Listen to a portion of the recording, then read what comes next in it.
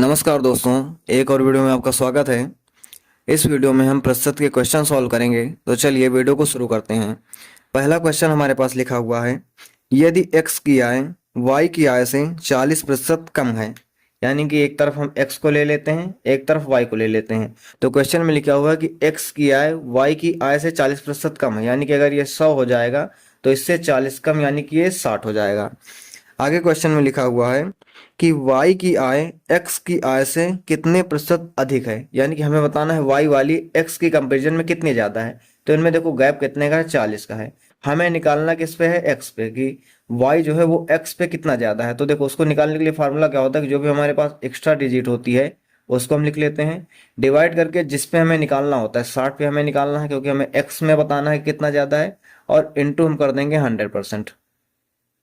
इसको हम कैलकुलेट करेंगे, ये कट जाएगा, 2 से काटेंगे, 2 दूनी 4 और 2 तिया 6, तो कितना आ जाएगा 200/3%।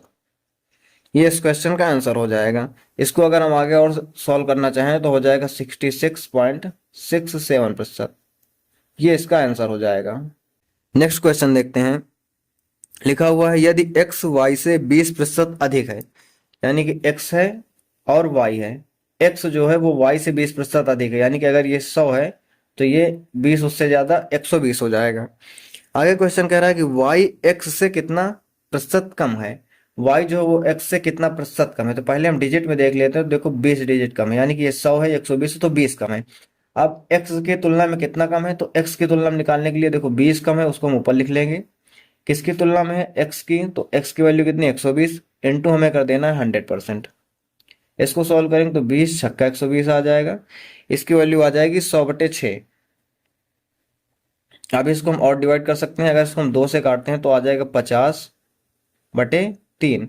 और 50/3 को हम कितना लिख सकते हैं, 16×3 = 48, 48 2 50/3। इतने प्रतिशत इसकी वैल्यू आ जाएगी। ये इस क्वेश्चन का आंसर हो जाएगा।